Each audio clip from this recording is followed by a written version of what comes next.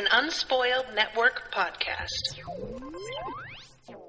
This is Spoil Me, covering Broadchurch, Season 2, Episode 1.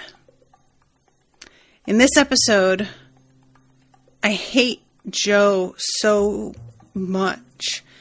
I hate flames on the side of my face.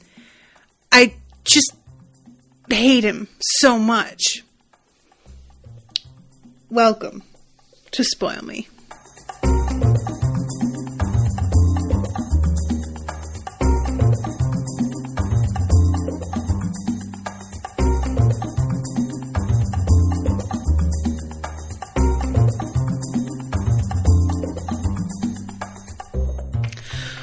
Welcome to the show, everyone. I am Natasha.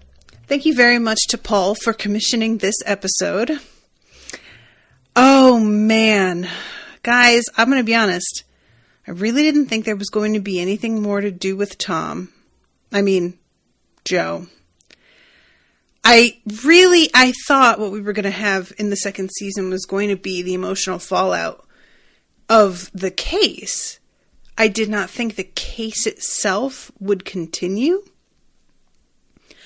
Because the man confessed. Why would I think that? And the way that he is being depicted in this show, it's actually really smart because they are making him despicable in ways that I don't feel you see that often on this type of drama.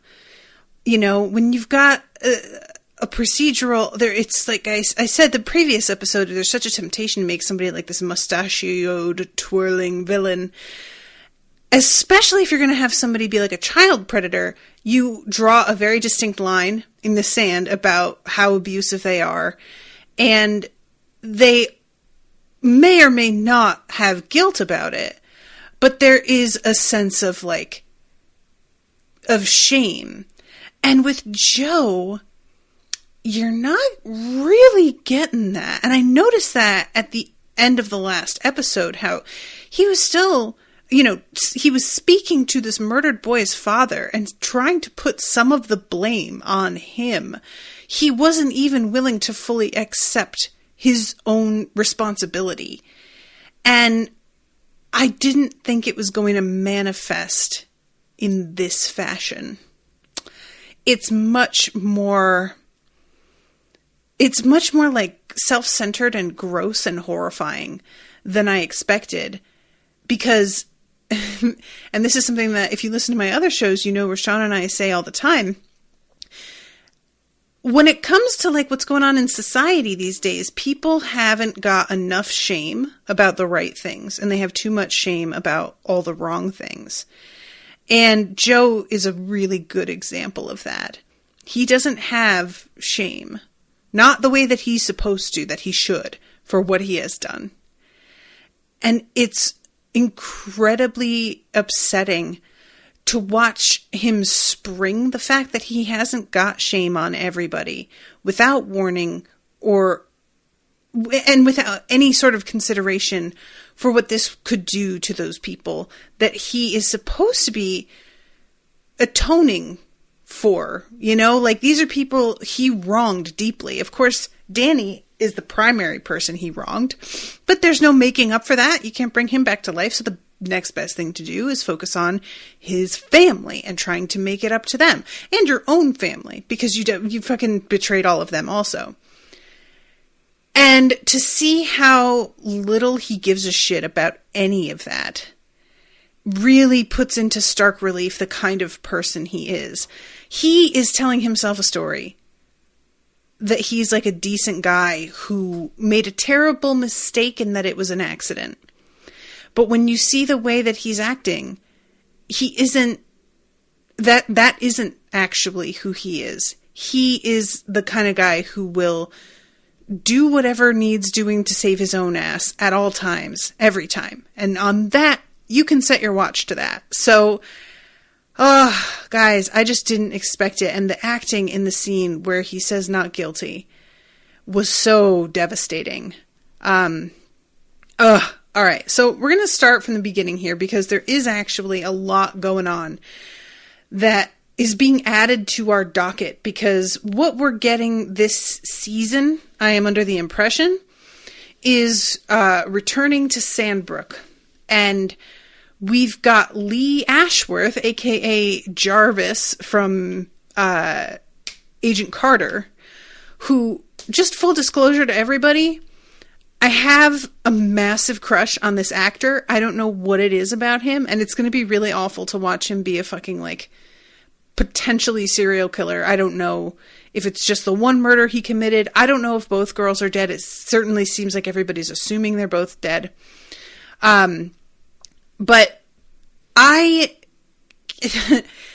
am always, like, it's a hard thing for me whenever there's an actor that I have, like, crushed on and who I've only seen in roles where they are, like, essentially a pretty decent person suddenly be a villain, and it takes my brain some time to adjust. The only thing that I ever saw him in where he played even close to a villain was a Poirot episode where he's, like, sort of a gambling playboy who fritters away his fiance's fortune kind of thing. Juliet says, is it bad that I only have a crush on him in Broadchurch? It's fun seeing a posh boy play rough. I understand that, actually. Duma says, have you only just started? Yes, it's been like 6 minutes. So this Sandbrook case is something that I kind of thought this would be what we were doing this season. When I stopped to think about it, I was like, okay, we get a lot of talk about the case in Sandbrook. It wasn't actually ever wrapped up. The guy got away.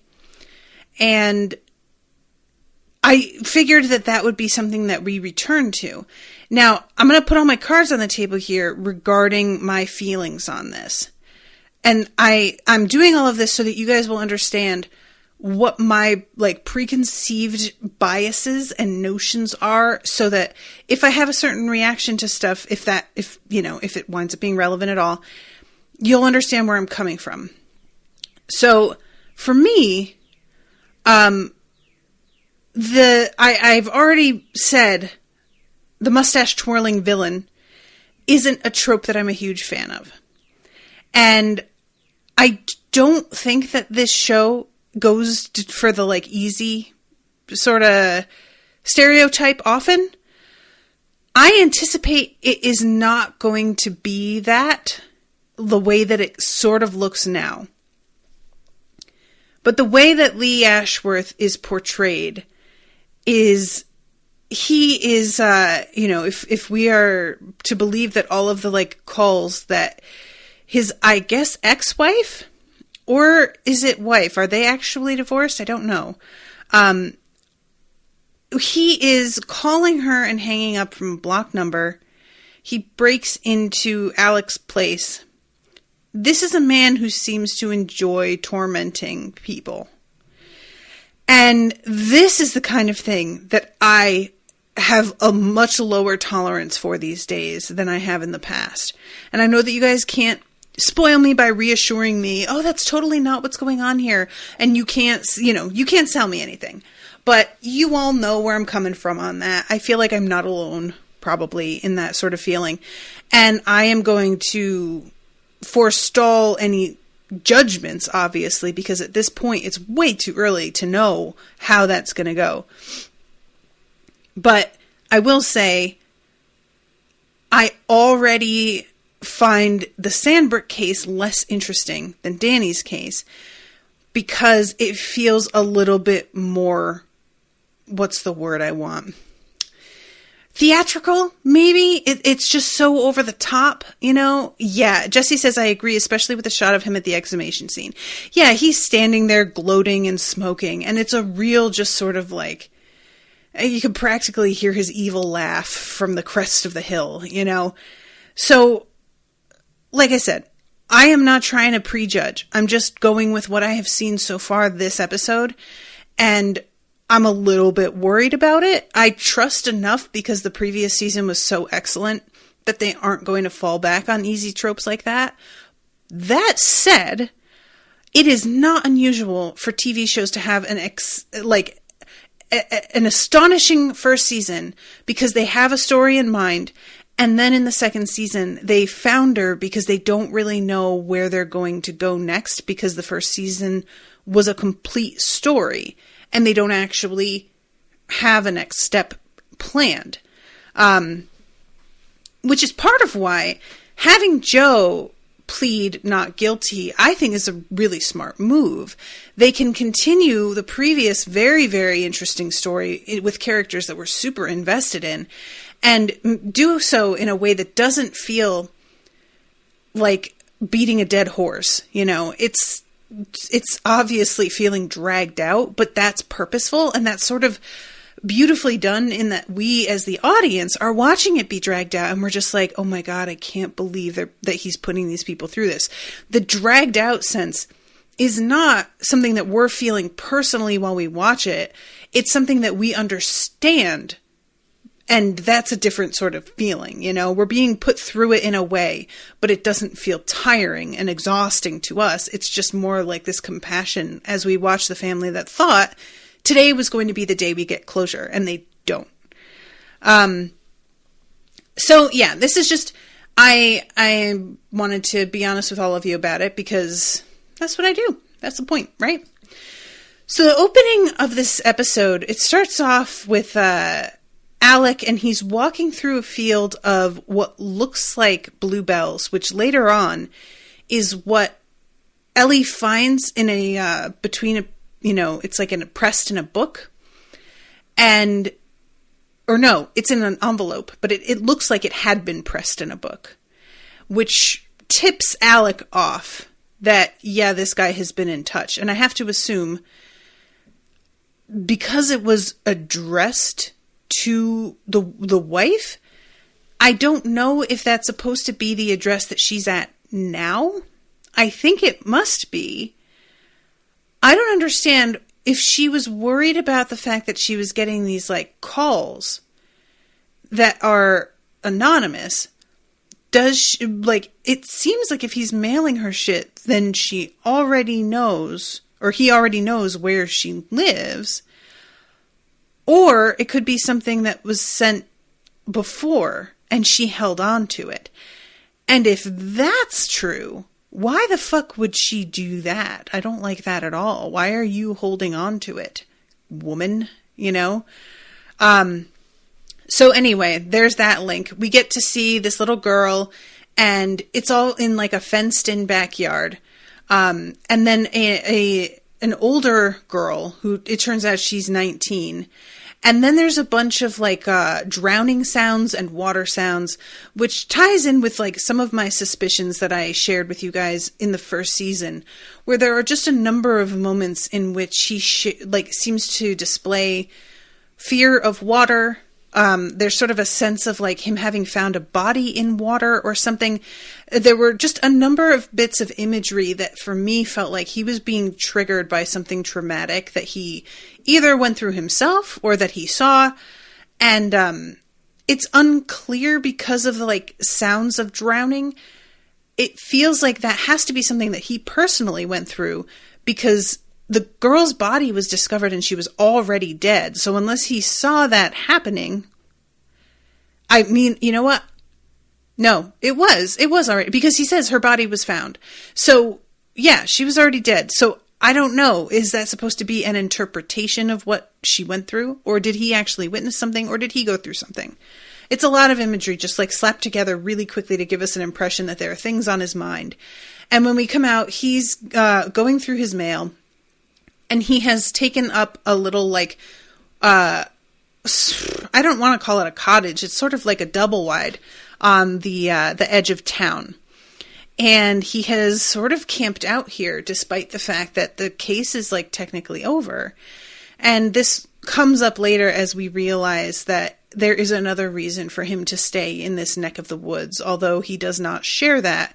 When the reporters later on, Oliver and Maggie, are asking him, they, you know, rightly are sort of like, what are you even still doing here? And he doesn't have an answer for them. And in true Alec fashion, feels no pressure to actually answer the question at all. So, yeah, they are talking to him about whether or not he is sort of like pleased is the word that Oliver uses about the fact that they are going to be sentencing Joe today. And in the midst of this interview, he gets several calls from Claire, who is growing more and more agitated as she keeps receiving these like anonymous prank phone calls. And he does not take any of the calls. And later on, because she has been trying to get through to him, she shows up at the sentencing, which she should absolutely not be doing. I don't know if the sentencing is on camera. I feel like it was. And if so, it's possible that, like, you know, she was filmed. So if it turns out that Lee doesn't know where she lives, it will not be hard to track her down, is what I'm saying. If he sees her on that screen and he realizes that she's in contact with Alec, all he has to do is follow Alec and that's done. That said, I don't know about the addressing on the envelope, so maybe he already knows. What do I know? So then we go to Ellie. Guys, this scene is so painful. Ellie is... all of her joie de vivre has gone. And this is like a hollowed out, sad woman. And she has pulled over this man for speeding when he has like a sort of understandable reason for being anxious, which is his meeting went over and he is heading to the doctor's for an appointment to discuss the results of a biopsy. The kind of thing that most people would have some compassion for. But she goes ahead and writes him a ticket anyway and gets sort of reprimanded by her partner, I suppose. I'm not really sure what they are to each other, but I'm assuming partner, for the fact that she didn't just give the guy a warning. And later on, that same partner says something to her like, what do you say? Good luck? And there's a real sense of like, Ellie knows that she isn't being fair, but the deadness inside is so profound at this point that she simply cannot help it. And I think we've all been there, right? It's a terrible place to be, where something has happened that has caused you to shut down so completely that you don't even have control over it anymore. It's like a separate entity has come into your body and been like, yeah, you're not reacting to any of that the way that you should. You're not going to smile because you simply can't remember how that happens. And we're going to go into the house and make no eye contact and feel really, really bitchy about it and come across to everybody as a huge bitch. And you will know that, and you will still not be able to muster the slightest bit of a smile, anything to soften that, because you just cannot give a fuck about that sort of thing right now. And I really just felt it from her. Her acting is ridiculous. Ridiculous. It's just the way that she comes out of the screen at you, even when there's nothing happening in her face. That's the part that comes out at you. How do you even do that? Ugh. And we find out later, you know, this is part of the anxiety that she's been having all day, is the fact that he has his sentencing today. And as she shares with her therapist later, she was in the same boat as Mark and Beth and Chloe, thinking that finally, at the end of this day, it would be over. And maybe things would be able to sort of go back to normal. And now she's realizing that isn't happening. And that's the most painful part. And considering that my assertion last episode was this show choosing to focus a lot more on the toll that a murder like this takes on a family, both families really, and a community, the trial is sort of necessary to really fully explore that. I should have seen this coming a little bit. But truly, like, what happened at the beginning of the last season was people's dirty laundry began to come out, because you can't avoid that during an investigation. However, that was just the cops. And they have their ways of looking for evidence that are examined and sanctioned. We hadn't involved anything like lawyers. And that's a whole other fucking thing. Because lawyers don't have to follow the same alleged code of ethics that cops do. I say that with a giant asterisk after it. And they can pretty much, things have to be shared. There's discovery and disclosure and all this sort of thing. But there are ways to manipulate the guidelines you're meant to be working within. And Joe's assertion there's all kinds of things that people are hiding, I have no doubt that's true. And I bet a lot of people were breathing a sigh of relief that they didn't get probed a little bit more than they were. So this feels like we're about to really start to get into some ugly situations. I don't know how relevant they'll be, is really my main question. But I'm certain it's going to be a nightmare for people involved, because what really is so frustrating is the fact that more than likely they won't be relevant. That's sort of what wound up happening with Jack. His whole thing had nothing to do with anything. And he's still dead now. It didn't matter that it was irrelevant. It still happened. So the relevance is actually not even relevant. All right. So I'm jumping all over the place. I was talking about Ellie. Let's jump for a second here to Paul. So Paul, it turns out, and Becca are indeed an item now. Which I'm low-key happy about, because I just felt like he's too adorable. I needed her to be with somebody. Or I needed him to be with somebody. And she seemed like a person that... This is unfortunate. And this is one of those, stereotypes that... it just happens in these small towns. So, she is a younger, attractive, single woman in a town that I don't know how many people are aware of the fact that she had an affair with Mark. It seems like they kept that somewhat under wraps. The only person that was there, for example, when Beth came in and just destroyed the place was Paul, who already kind of knew what was going on, I think. Or at least he would have been brought in on the secret because they wound up going to him for guidance. Other than that, we have the cops, who I think they agreed to not say anything.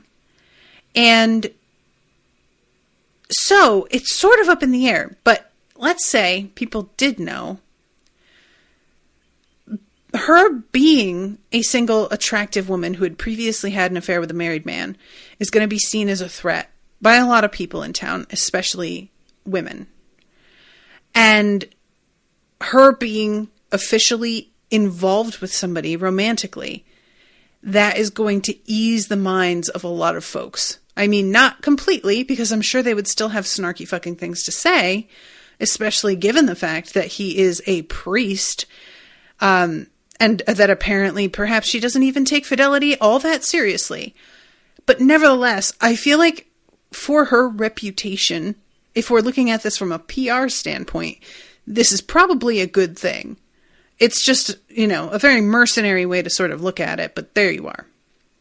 And as for Paul, well, it's always just an odd adjustment to remind myself that vicars can be in relationships. It's just I'm so used to the Catholic deal. And I don't know if that's going to have any effect on him in particular. I guess we'll see. So he's here and he is sitting with Joe. Grant us compassion to understand the impact our actions have on others. And he says this and looks at Joe in this certain way, because there's a sense to me that he realizes Joe doesn't understand or care about the impact his actions have on others. And that is no clearer than it could be in the next scene when he decides that he's going to plead not guilty. Basically, the whole prayer that Paul says here is just completely fucking shit on and then thrown out the window. And that is something that he goes and talks to Joe about later, because he's like, dude, the only reason that I was willing to sit and pray with you and give you guidance was because I thought you were penitent.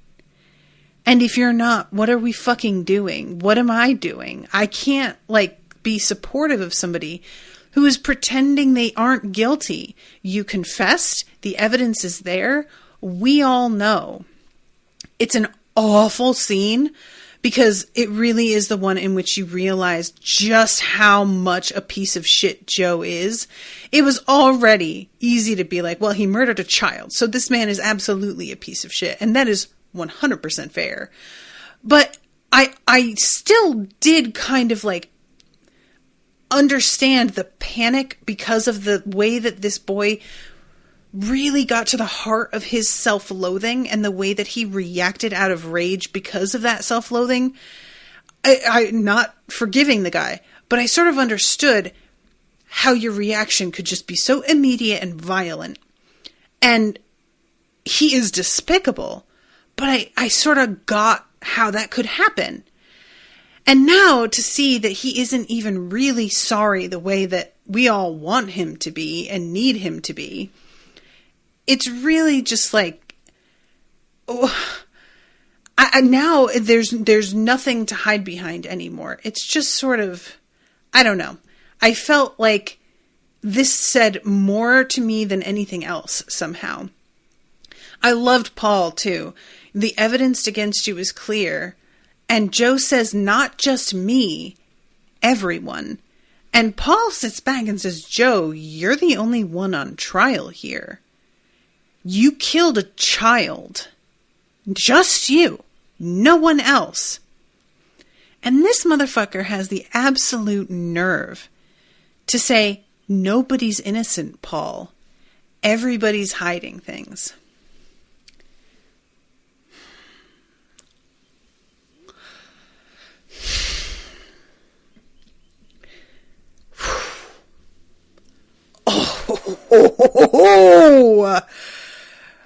Oh my God, you guys should have seen the way my blood pressure shot up when I fucking saw this the first time. He is literally sitting there across from a priest who knows that he has confessed and admitted to this multiple times. I mean, and I say multiple times because he has talked to a variety of people, clearly, you know? He blurted out that he's guilty to the victim's fucking father. And no, it wasn't on tape. There were no witnesses to that. But we know, and he knows. And he can still sit there and try and be like, you know, everybody's guilty. No fucking shit, Joe. People are sometimes bad. People do shitty things. How is that fucking relevant? It's not. You're just trying to distract from your garbage. And it's not going to work because we all know that you're absolute trash. And you know what, Joe? You're worried about going to prison for child killing because of what it's going to be like inside. And I don't know what you think is going to happen if you get out of this, but you're going to die. Jail might be a torment. Getting out is a death sentence. I got news for you, buddy. Nobody's going to let you fucking walk away and live your life. That is not what's going to happen. And I cannot believe that you don't see that. Do you really think the Mark that we see in that scene when you plead not guilty, the Mark who looks like he is about to Hulk right out of his own skin and just sprint across the fucking courtroom, that man is just going to let you go get some fucking part-time job at Home Depot and get a little, one bedroom? Do you think that's what's going to happen? Joe? What kind of fucking moron are you? Think! You could, flee the country, I guess. Do you have the money to do that? I suspect not. I suspect not. You were a house husband who did not have his own form of income, sharing it with a wife who now knows that you were out there killing a child. And so I'm going to guess she's got a lock on all of that. So where are you going to go? Where's your family? Does he have parents that are still alive? I wouldn't expect them to, shelter him, but sometimes people can be ridiculous about their family. Maybe they would. Even so, people have to know where his family lives. And that's not safe. You don't want to go hide out with people who are well known to be related to or associated with you. I cannot get over this. It's not just delusion. It's desperation. It's self-centeredness. It's despicable. And the way that Paul leans away from him in this moment is so great, because you just see him realizing exactly who Joe is for the first time. He's been trying to be compassionate and offer the kind of forgiveness that he imagines would be expected of him by God, right? And then to find out that this guy isn't actually interested in that. Oh, man. I cannot with this motherfucker. And I'm not saying that he's wrong about going to jail, but I just do not give a fuck. I don't. I'm not somebody who makes rape jokes, whether it's against a man or not. There's so many people who are very quick to be like, well, I guess you'll get yours in prison and you'll see what it was like. Ew, no, I don't do that. I do not wish that on anybody. I can not wish it on you, and also be very ambivalent about the fact that that's what's happening to you, because you put yourself in a situation where you did something horrific and now you are being incarcerated, and that is exactly what you deserve. The incarceration is what you deserve. So it's just, oh man. It's amazing to think how much I liked Joe last season. Every scene that he was in, he just seemed like such a sweetheart. And then this season, I just want to tear him to shreds with my bare hands. What an about face. And I think part of it is that because, you don't hate somebody the way you hate a person that you used to love. It's just, that's what happens. You can't help it to a degree. That's how it works. You feel this automatic, it's a combination of your own shame that you fell for it, and also this feeling of betrayal, they got one over on you specifically. And then it's also the fact that your entire outlook on the world has had to shift to slightly darker and slightly more negative, because now you know that even when you really like somebody, they could be up to shit like this. So everyone who has ever been in contact with you is just a bit more cynical about the world at large than they were before. I really hate him so much. So yeah, that whole scene, I can't wait to see how Paul chooses to handle all this, because I just can't with the fact that he can he keep offering guidance to a person who isn't penitent? Is that how it works? Because it feels like he came to Joe essentially to tell him, you're on your own now. But he doesn't actually say those words. So I'm not certain if that's an option. Can a priest basically stop, parishioning somebody? Is that, can they exile him? Is that an option? I really want to know how that works, actually. All right, so let me go back again. The actual scene in which he says not guilty, when Ellie comes in, there's a moment where Beth looks up and says, I didn't think she'd have the nerve. And she says it in this really acid tone. And then later on at the exhumation, she looks over and sees Ellie. And understandably, she sort of thinks that Ellie's behind this, because obviously the exhumation is happening due to the fact that Joe has pled not guilty. And so the association she's making here is understandable. It probably feels like Ellie's here to sort of oversee finding evidence that will exonerate her husband, even though we know it was sort of accidental that she was here. Now, I really do want to say, as much as it was accidental that she was here, Alec, you could have actually told her what the fuck was going on. I'm just saying, communication is important. And I know that you have this weird boner for keeping shit to yourself, but it's not cute and it's not helpful. And get over it and tell her what the fuck is happening so that she can avoid a scene exactly like this. Because, dude, it didn't have to go down this way. It didn't. And the way in which Beth screams, "I hope you burn in hell for what you've done to us." Her delivery of that line, it's the kind of line that written down,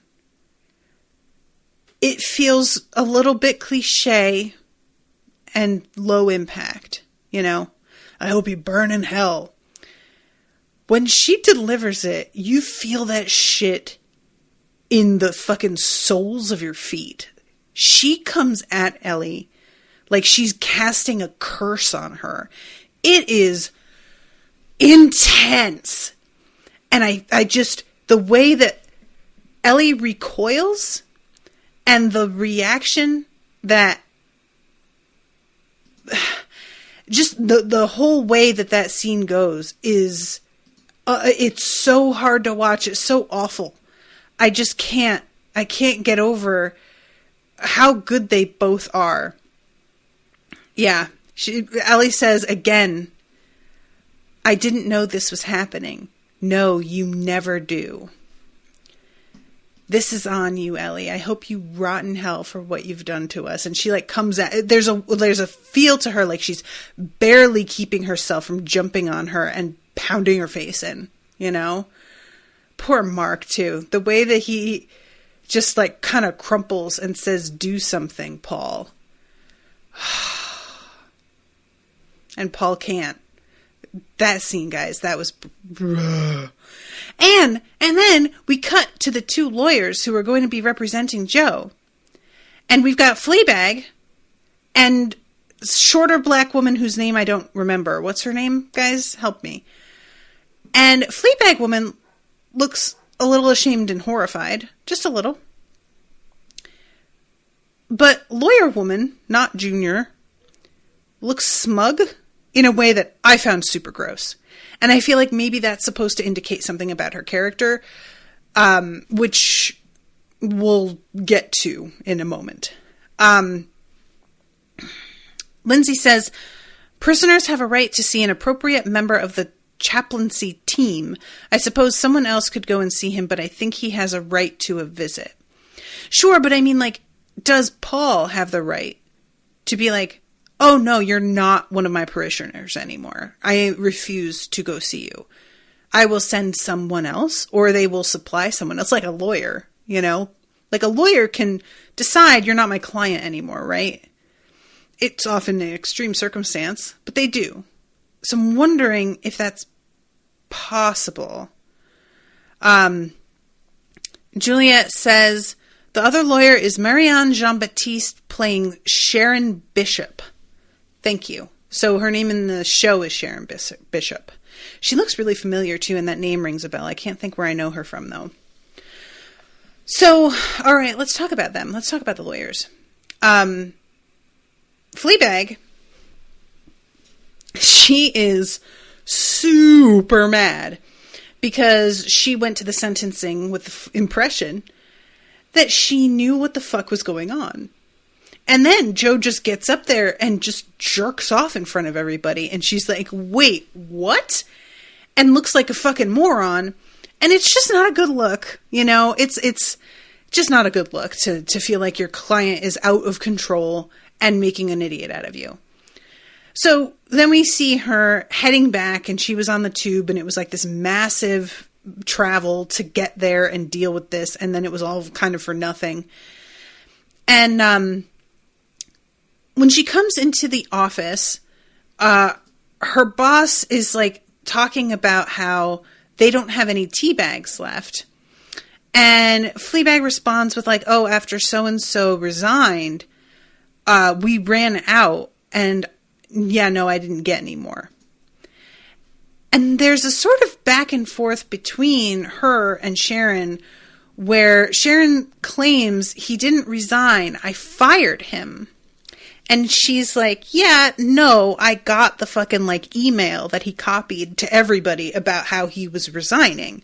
So it's an interesting moment where we've got this woman who is trying to spin something that happened with a very obvious like set of circumstances that is well known to a person, who the person she's speaking to, and she's still trying to spin it in a different direction than what actually happened. And it should be noted, there is nothing really to be gained by her doing that. It's pure pride in that moment. You know, she's not on a witness stand. It's just her wanting to be like, oh, no, that's not what happened. And that tells you a whole lot about who she is right here. That even when there's nothing at stake, she is willing to lie. That's really all it comes down to. She's fine with that. It doesn't seem to bother her at all. And there is something hinted at here where Fleabag says to her, if you take this case, because this guy is now looking for representation, and defend it, it will ensure to everybody that nothing has changed because of and she sort of trails off. And Sharon says, because of the what? And she just goes, I'm going to go buy tea bags. And then takes off. So clearly there is some sort of like scandal in their past that has led to them not having enough clients, their reputation being damaged somehow. And that takes us to the other lawyer that we meet this episode, who is friends with Maggie, who is the, I think the like chief editor of their local newspaper. And this other lawyer, I do not remember her name either. So if you guys want to help me out with that. But this other lawyer, it's so weird, guys. This will happen, you know, I'm sure to all of us, where there's somebody on screen who just reminds you so much of a person that you know in life. This woman is just, she reminds me so much of my grandmother, this lawyer. Just the way that she looks and some of her mannerisms. And it is just so strange and distracting because her personality couldn't be more different. But she has this sort of, there's a sense to her as well that she was involved in whatever the scandal was.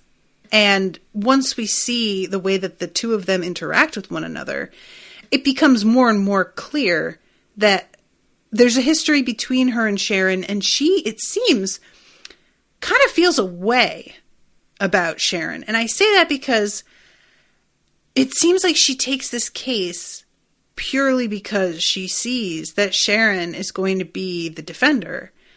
And that feels to her like, well, what else am I supposed to do? It just, as soon as she learns that information, it's like it's a done deal. But when Maggie comes to her and tries to talk her into it, she wants nothing to fucking do with it. She says more than once that, like, it sucks for that family, but this is not my responsibility.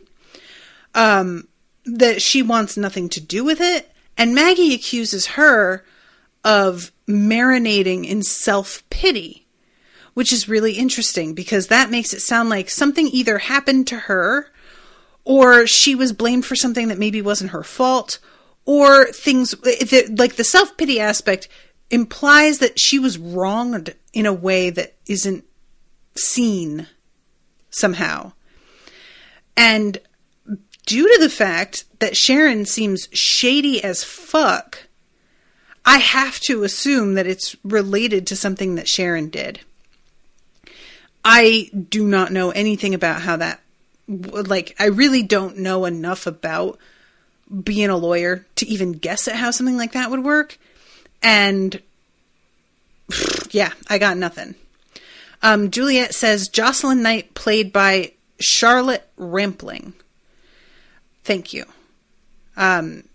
So played by Charlotte Rampling. So her name is Jocelyn in the show. Okay. She looks like a Jocelyn. I can go for that. But yeah, so, I mean, even Mark and Beth come right up to her and beg for her help. And it's quite a moment, too, because the two of them are holding hands when they come up to her, and we're really purposefully shown that their hands fall apart as soon as they get up to her. Like, they wanted to make the impression that they are a unit in the, like, first moments of seeing her. But as soon as that impression is made, they drop it, and that becomes more of a thing later on in the episode. So, yeah, she, like, evidently, the prospect of a child killer potentially going free wasn't enough. But whatever the fucking deal is with Sharon was. And I really, what does that say about her as a person? You know, what is at stake for her there? What's that about? And she has a moment where she straight up tells Sharon, because obviously Sharon has come to town to dig dirt up. Literally. You see what I did there? Did you get it? Did you see it? And fucking Jocelyn knows she's here because they've worked together before. They know. And warns the family. That's like the first thing she does is go in and be like, all right, so they're about to play really dirty, actually. So get ready. But on the beach, she tells Sharon, I'm going to be prosecuting this case. So you're going to need to be prepared for that. And Sharon reacts with total shock. At first, she takes this as a total joke, actually. She doesn't even really believe what Jocelyn is telling her and dismisses it with a laugh. And then a moment later realizes, oh no, she's serious. And then she says something like, oh, so you'll do that for them, but for me, you wouldn't. And then she stops herself and sort of smirks as if she either realizes why, or she's like mad at herself for like falling into making it clear she was hurt. I don't know. But the two of them going head to head is clearly going to be fraught with a lot of bullshit. And I'm really wondering what could come out of the exhumation, because the point of this is to conduct another autopsy, right? In other words, what they would like, ideally, is to be able to prove that Danny didn't die from the strangulation. And maybe be able to prove that Joe's handprints are not the right size. Who knows? A number of things that could distance him from this. And be like, yeah, he injured him, but he didn't actually kill him. Who knows? Regardless, I really feel for this family, and I don't understand how this works, because Jocelyn has decided to take their case, and she goes in to warn them they're playing dirty. But by the time they get down to the churchyard, Danny's body is already out of the ground. Like, the coffin's up. Are the family, do they not need to be notified that this is happening beforehand? I would really think, I mean, not to that they need to ask their permission, but I would really expect that this would be something that you would like come and notify them of before you do it.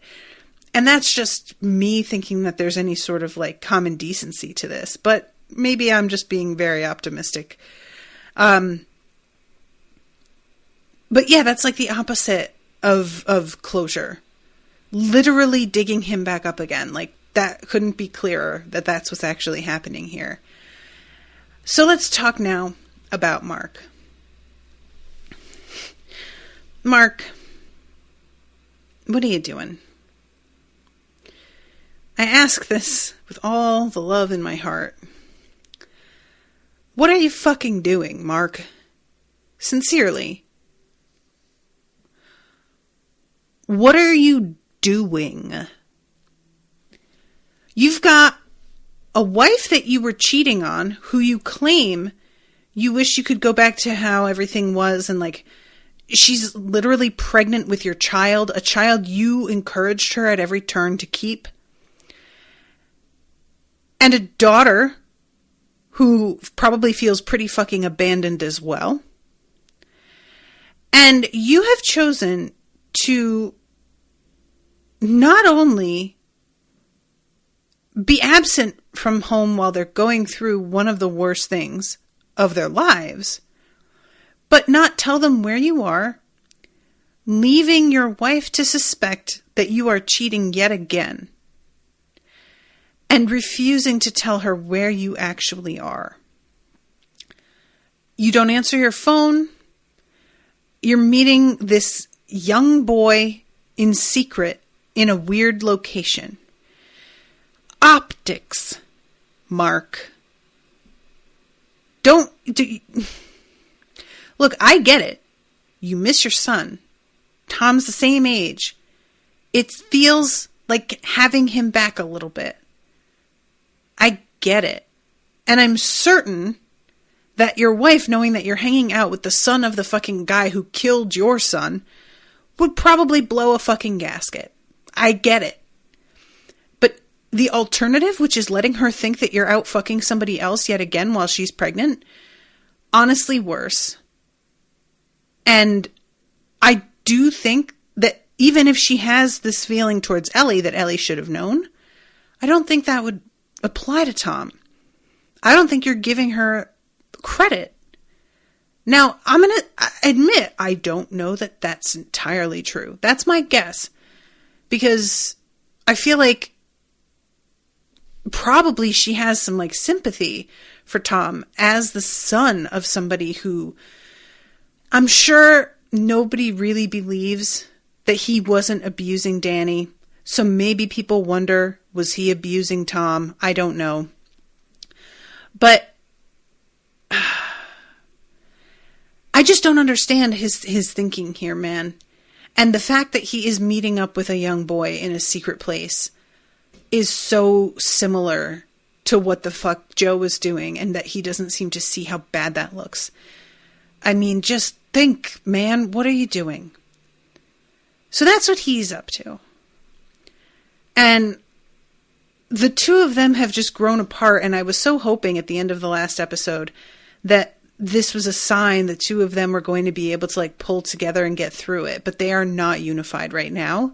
And the continuation, I mean, there's a moment when she like sort of spits, I can't believe she had the nerve about Ellie showing up to the sentencing. He's the one who says, come on, and tells her like, we've got to just get through the day. He's sort of trying to calm Beth down in regard to Ellie.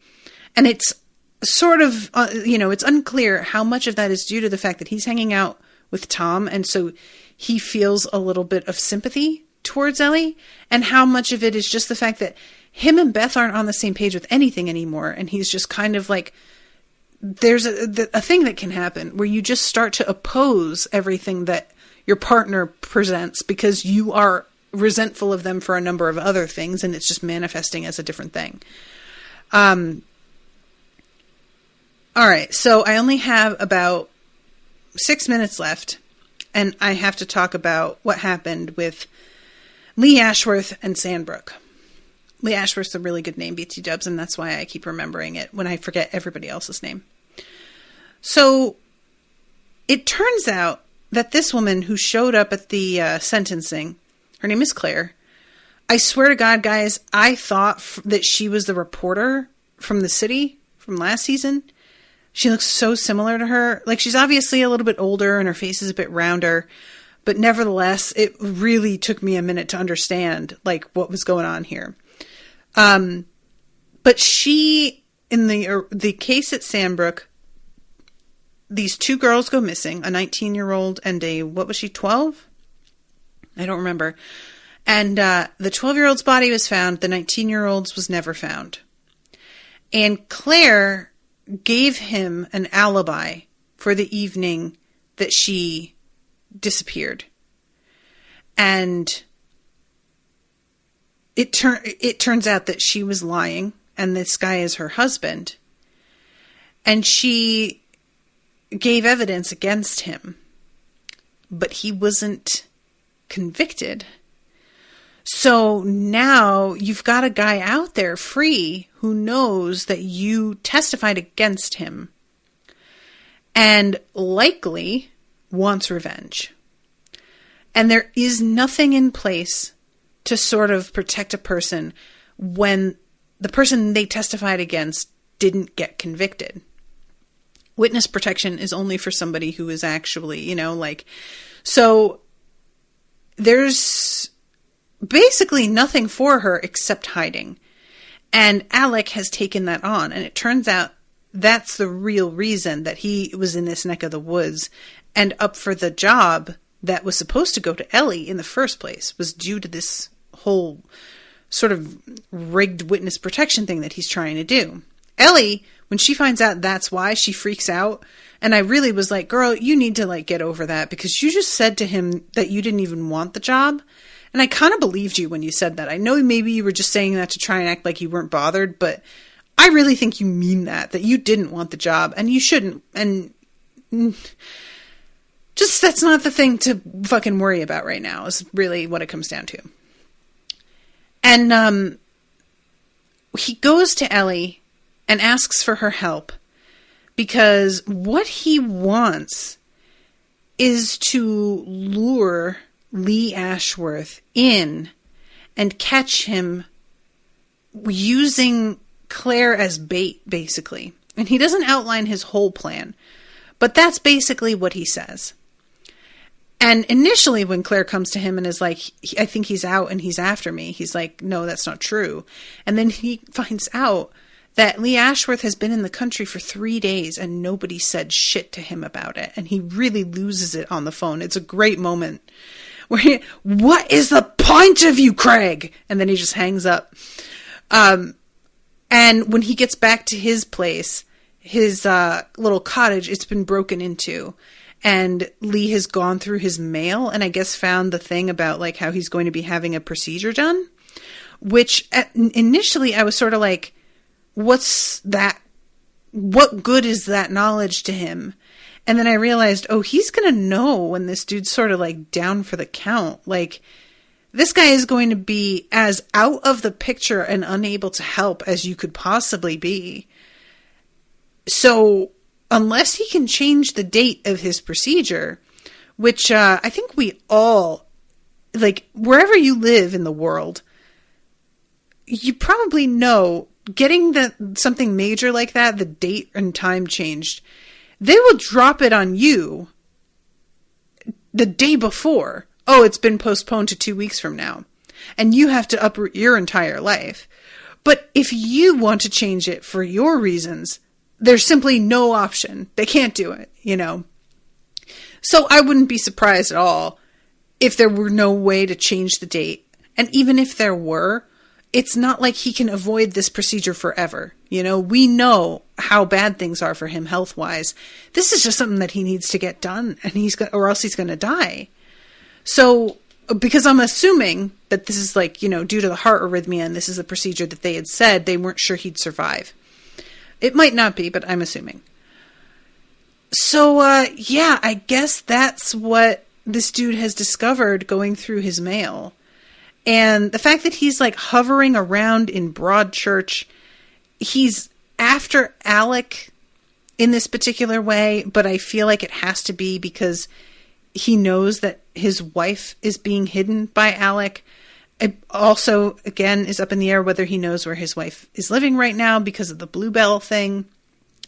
Ellie tells Alec about the Bluebell thing, and he seems a little bit worried about it. And I believe that the episode, by the time it's over, that Ellie is going to be officially living with Claire now. Which, it's a weird situation on the one hand, but on the other, Tom doesn't want to be with Ellie anymore. And this was something that I found, incredibly heart-wrenching. Is that she's still got Fred, the youngest, of course, but Tom, I guess, is blaming her. I don't really know what his mindset is on this. I guess he is blaming her because, I have no idea how I'd react to something like this either, especially at that age. And your parent, who is supposed to fucking be a detective, telling you they had no idea, I can understand how that wouldn't really, fucking hit for you, So, I don't know. I just feel so bad for Ellie on that. So yeah, I think that she's going to be staying with Claire, and that this is, you know, meant to be a little extra protection for Claire and also some company for Ellie. And there's a weird parallel there where it was this woman, her husband is likely someone who committed these horrific murders, and she didn't know and was covering for him. Now, we're going with that she didn't know and was covering for him, but she was covering for him actively. She knew that he didn't have an alibi, which points to the fact that she was aware something was up. And yet, I don't know, you know, so I'm wondering when they get into a conversation about that, because it's going to have to come up, what that's going to look like. Because I feel like Ellie will be very resentful of a woman who likely knew better and had an inkling, deciding that she's going to actively cover for her significant other versus the way that she didn't know and everybody thinks she did. And I don't blame her for that. I really don't. Yeah, it's what an interesting parallel. And also, like, maybe she did know. Maybe she was part of it. I have no idea. You know, it's really easy to just be like, oh yeah, it was this one creepo pervisoid dude. But there's an unfortunate number of like couple murderers who were in on things together. And this lady, I don't know anything about her. You know, she might not be up on the up and up either. Who knows? I think that's everything. I think I covered it all. This is a really good episode. Devastating, though. I rewatched it, but it was hard for me to make myself do it. I almost didn't rewatch it because I was just like, oh, this was such a bummer. Let me check and see what the date of the next one is. We've got Friday, February 26th. Ah, yes. So the end of this week. And then Tuesday, March 2nd, and then nothing until April. So it's going to be quite a break, over a month between episodes 3 and 4. Tragic. But thank you guys again so much for listening. Thank you to Paul for commissioning this. I hope you're enjoying the coverage, and I will be seeing you again soon with a new episode. Until then, toodaloo, motherfuckers.